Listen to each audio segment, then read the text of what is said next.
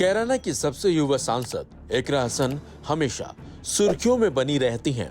उसकी वजह है संसद में इकरा हसन के भाषण। दरअसल इकरा अपने क्षेत्रों के मुद्दों को उठाते हुए संसद में सरकार को अक्सर घेरती हुई नजर आ जाती हैं।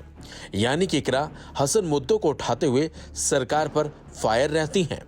लेकिन इसी बीच इकरा अपने पिता यानी कि मुनव्वर हसन को याद कर भावुक हो गई। दरअसल बुधवार को Iqra Hasan constitution club of India की वार्षिक रैली में शामिल हुई थी, जहां वो अपने पिता की तस्वीर को देख भावुक नजर आई।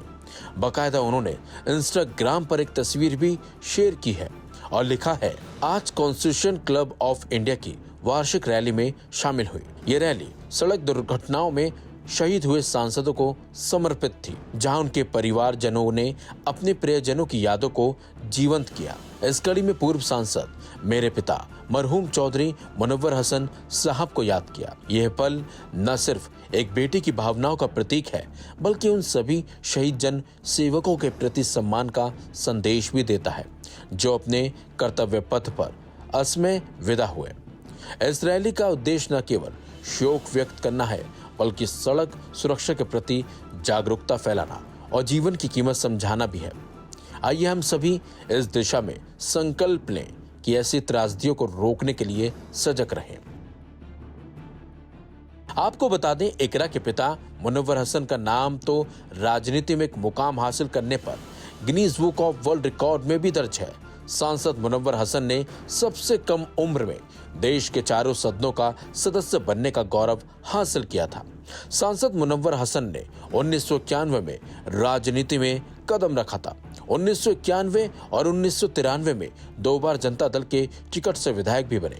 बाद में सपा में शामिल होने पर 1996 में सांसद बने, लेकिन 1998 में मुनव्वर हसन चुनाव हार गए थे। लेकिन इसके बाद 2004 में मुजफ्फरनगर सीट से सपा के टिकट पर सांसद बने।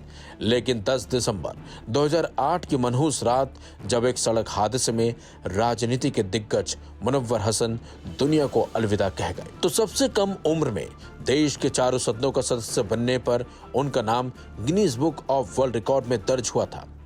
इसके बाद हसन परिवार की सबसे छोटी बेटी यानी कि इकरा हसन पहली बार लोकसभा का चुनाव लड़ी और जीत के साथ सांसद भी बन गई। और संसद के अंदर इकरा हसन सांसद के तौर पर न सिर्फ अपने क्षेत्रों के मुद्दे उठाती हैं, बल्कि सरकार को आईना दिखाने का भी अक्सर काम करती रहती हैं। और हाल ही में उन्होंने किसानों की मौत का मुद्दा उठाते हुए यूपी सरकार के साथ साथ केंद्र की मोदी सरकार को जमकर घेरा भी था और कई तरीके के सवाल भी उठाए थे किसानों को लेकर। फिलहाल इकरा हसन अपने पिता को याद कर भावुक हुई हैं, जिसकी उन्होंने सोशल मीडिया पर तस्वीरें भी शेयर की हैं। बने रहिए लाइव हिंदुस्तान के साथ।